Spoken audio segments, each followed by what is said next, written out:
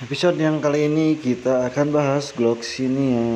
Kita sekarang punya Gloxinia double ya. Nah, ini contohnya seperti ini. Gloxinia double ya. Ada beberapa rak ini sudah pada diambil oleh konsumen. Jadi acak-acakan ya. Itu yang paling ujung. Ada juga itu Gloxinia juga sama tapi masih kecil ya. Ini yang udah agak besar nih mau berbunga ini ya, contohnya seperti ini.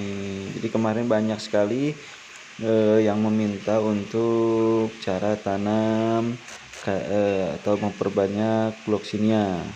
Nah, ini Gloxinia ini tanaman yang daunnya batangnya berair ya. Jadi harus di area teduh. Jadi batangnya itu sangat rapuh, daunnya juga sangat rapuh, apalagi bunganya sangat rapuh. Jadi ya harus ekstra ya, harus ekstra dari cara penempatan, perawatan ya. Mungkin kalau perawatan sama ya, nanti kita akan bahas di perawatannya. Nah, ini bunganya seperti ini, daun-daunnya ya, jadi lebar, dia nanti makin besar daunnya. Nah, yang pertama kita cara penempatan dulu dari pot media tanam, jaraknya berapa ya. Nah, ini jadi si bunga ini harus pot kecil ya, gak boleh pot besar. Jadi si daunnya itu tidak boleh menempel ke tanah. Makanya saya pakaikan pot di ukuran 15 atau 17. Nah, jadi daunnya melebar, nanti dia numpang di atas pot ya. Jadi tidak terkena tanahnya, jadi dia enggak basah atau membusuk. Nah, seperti ini ya tuh. Jadi ke atas nanti dia melebar. Jadi si daunnya pun tidak mudah patah kalau kita simpan di atas pot ya. Kita masuk ke media tanam. Media tanam ada tiga yaitu sekam bakar, kokopit, sama tanah ya. Nah, jadi perbandingannya tanah setengah, kokopit 1, sekam bakar 2. Jadi 2 ember sekam bakar, 1 ember kokopit, dan setengah ember tanah. Jadi seperti itu perbandingannya. Jadi air itu harus cepat mengalir tapi harus basah. Nah, contoh tingkat kebasahan si tanah itu harus seperti ini ya. Kita contohkan ini tanaman yang di saya ya. Nah, basahnya seperti ini. Nah, jadi dia agak dingin ya. Tidak terlalu basah atau tidak terlalu kering, jadi agak dingin. Cocok untuk di dalam ruangan bisa tanaman ini ya. Contohnya seperti ini, tuh cemek-cemek basah seperti ini. Dia sangat sukanya seperti ini. Kalau terlalu basah, dia nanti malah busuk di batang atau bisa ke pinggiran daun, nanti malah membusuk. Kering juga nanti malah busuk juga. Nah, untuk cahaya, kelembaban ya sama udara ini saya taruh di rak karena supaya airnya cepat mengalir ya, biar tidak basah. Nah, untuk atasnya kita pakai paranet satu lembar. Dia harus sejuk, jadi harus tidak langsung kena matahari langsung.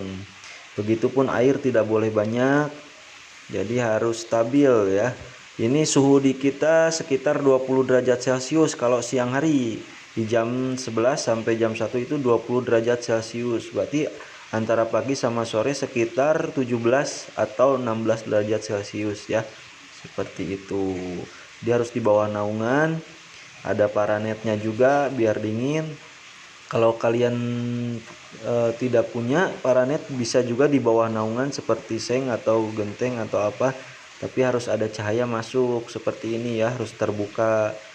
Pakai juga rak biar si air cepat turun. Jadi kalau ditaruh di bawah, si air susah untuk turun, jadi malah ada pembusukan nanti ya di tanaman Gloxinia, biasanya di batang atau di daun ya. Untuk perkembangannya juga susah nanti ya kalau cahayanya kurang. Penyakit yang sering terjadi oleh penanam Gloxinia double ini biasanya ada di daun. Daun sangat rentan, biasanya coklat atau menguning atau bahkan mati ya. Biasanya ini karena terlalu terhimpit ya, terhimpit antara daun sama daun yang lain, atau kekurangan cahaya bisa jadi, atau tadi itu terlalu banyak air jadi sehingga dia terbakar atau terlalu panas ya. Nah, kalau pembusukan biasanya kuning ya. Nah, seperti ini kuning jadi terlalu basah, terlalu asam seperti ini. Akhirnya coklat juga ya ujung daunnya. Kalian bisa pangkas aja, digunting aja bagian coklatnya, atau dipotong di bagian batang, bisa ditanam kembali bisa ya untuk memperbanyak. Nah, seperti ini ya contoh-contoh penyakitnya. Nah, banyak sekali ya penyakit-penyakit di Gloxinia, itu sangat rentan sekali ya kalau untuk perawatannya. Nah, ini kadang ada di bagian tengah juga ya. Di bagian tengah juga daun ada, biasanya itu dari media tanam yang kurang bagus ya. Media tanam kurang bagus, pencahayaan juga kurang bagus, penyiraman juga kurang teliti ya. Biasanya seperti itu. Tapi wajar ya kalau Gloxinia seperti ini, wajar di antara 100 paling 30 atau 20 pot yang dalam keadaan seperti ini. Nah, ini contoh, ada contoh yang bagus ya, dari kecil sudah bagus. Contohnya seperti ini, dia kuning mungkin terlalu kurang cahaya jadi seperti ini ya.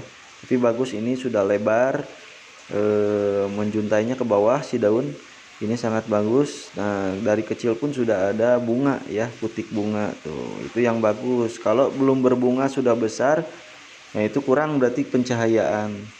Nah, ini bagus ya, sangat bagus, daunnya ke bawah, lebar juga, lebar daunnya sangat lebar, tekukannya bagus juga. Nah, ini keras ya si daun, terus agak kalau kita goyangkan agak lentur dari daun. Nah, ini pada bagus juga nih ya daun lebarnya. Nah, kalau ada lipatan ke atas itu kurang cahaya biasanya ya, lipatan cahaya lipatan daun kurang cahaya biasanya, seperti itu planter ya. Untuk vitamin kita seperti biasa digunakan vitamin-vitamin yang saya sudah bahas kemarin, dicek aja di video sebelumnya, perawatan tanaman sebelumnya ya. Jadi seperti itu ya planter untuk tanaman Gloxinia double ya. Perawatannya seperti itu. Untuk tanaman lainnya bisa aja langsung di request, yang tanaman-tanaman edible banyak sekali ya di sini ya. Nah, untuk pemesanan juga bisa langsung di Shopee, di Tokopedia, atau di Lazada, atau langsung di WhatsApp di 0822 6215 5891 ya. Kita bisa juga untuk dekorasi taman ya. Terima kasih.